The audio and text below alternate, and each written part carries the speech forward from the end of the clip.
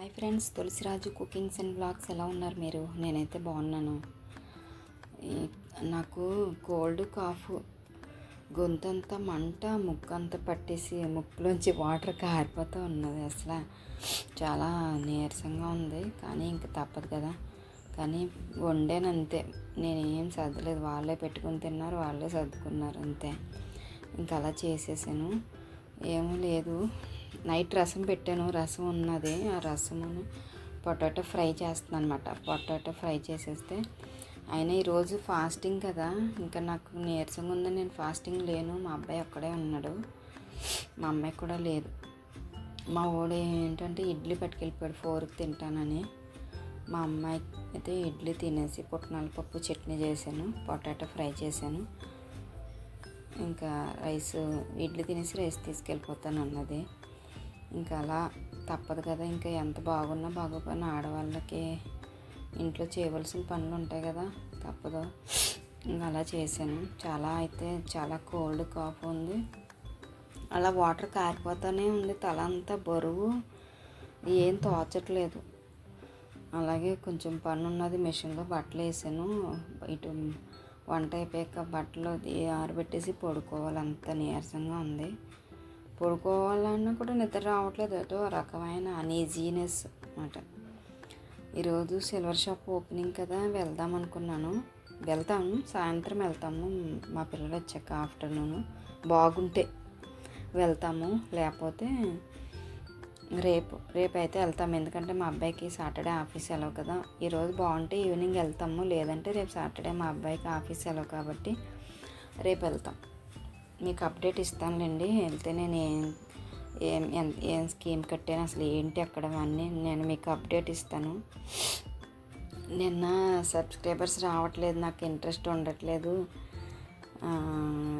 కొంచెం రోజుకి ఒక్కరు వచ్చినా చాలని అన్నాను కదా. నిన్న మనకు ఒక సబ్స్క్రైబర్ వచ్చారు, 77 అయ్యారు. అలా రోజుకి ఒక్కరు వచ్చినా చాలు, మనకి ఎక్కువ ఏం వచ్చేక్కర్లేదు. రోజుకి ఒక్కొక్కరు వచ్చినా నెలకు 30 మంది వస్తారు. ఆల్రెడీ మనం ఛానల్ ఓపెన్ చేసి 3 months దాటి 4 monthsలోకి వచ్చాం. అది మాట. అది వీలైతే ఆఫ్టర్నూన్ డిన్నర్ ఏమన్నా చేస్తే కనుక షూట్ చేస్తే ఓపుకుంటే షూట్ చేస్తాను, లేకపోతే లేదు. ఈరోజైతే ఒక వీడియోనే చూడండి. అలాగే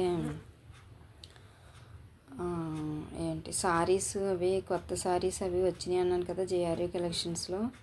సబ్స్క్రైబర్ చేయండి. అది కూడా చెక్ చేయండి. అందులో న్యూ శారీస్ అవి ఉన్నాయి, ఆఫర్స్ ఉన్నాయి, అవి యూస్ చేసుకోండి అన్నమాట. అదే వెల్లుల్లి కారం చేశాను, కానీ వెల్లుల్లి కారం వేయలేదు. మామూలు కారము ఉప్పు వేసేసి మామూలు తాలింపు పెట్టేసి చేసేసాను. సింపుల్గా చేసేసాను పొటాటో ఫ్రై. ఇంకా బంగాళదుంపలు పెళ్ళిళ్ళు అవి ఏమీ వేయలేదు. ఇంకా ఓన్లీ పొటాటో ఫ్రై చేసి ఇంకా పక్కన ఇడ్లీ పెట్టేశాను. రైస్ కూడా పెట్టేస్తే రైస్ కూడా అయిపోతుంది. ఎందుకంటే చెప్తున్నాను కదా, గిన్నెలు అయితే చాలా ఉన్నాయి, అవి డిష్ వాషర్లో పెట్టి ఓపిక కూడా లేదు నాకు, అంతలా ఉంది. రైస్ కూడా పెట్టేస్తే పక్కనే ఇడ్లీ అయిపోతుంది, పక్కన రైస్ అయిపోతుంది, పక్కనే ఇదే అయిపోతుంది. ఏముంది, ఇంకా చట్నీ ఒకటి చేయాలి అంతే. రైస్ పెట్టేస్తే చట్నీ ఒకటి చేయాలి అన్నమాట. నా వీడియో కనుక మీకు నచ్చితే కనుక నా వీడియో లైక్ చేయండి, షేర్ చేయండి, సబ్స్క్రైబ్ చేసుకోండి. నాకు చాలా హ్యాపీగా ఉంది ఒక సబ్స్క్రైబర్ పెరిగినందుకు. ఎందుకంటే మనకి 10 days నుంచి 76 దగ్గర అలా ఉండిపోయింది. చెప్పాను కదా నాకు ఇంట్రెస్ట్ పోయిందండి, పెట్టాలనిపించట్లేదు అని అన్నాను. నేను మరి ఆ వీడియో చూసారో లేకపోతే మరి మామూలుగా వచ్చారో తెలియదు, కానీ మనకైతే ఒక సబ్స్క్రైబర్ 77 అయితే వచ్చారన్నమాట. చాలా హ్యాపీ.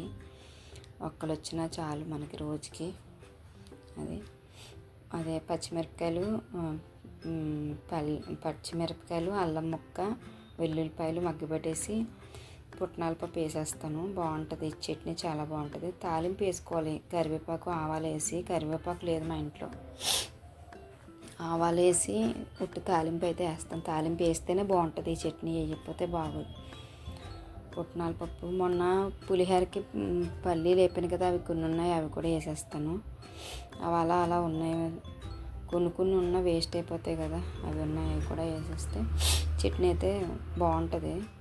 అల్లముని వెల్లుల్లిపాయ వేస్తేనే బాగుంటుంది పుట్నాల పప్పులోని. అదే మాట మన పచ్చడి. Okay friends, bye bye. గొంతు అంతా మండిపోతుంది నాకు. Okay, bye bye.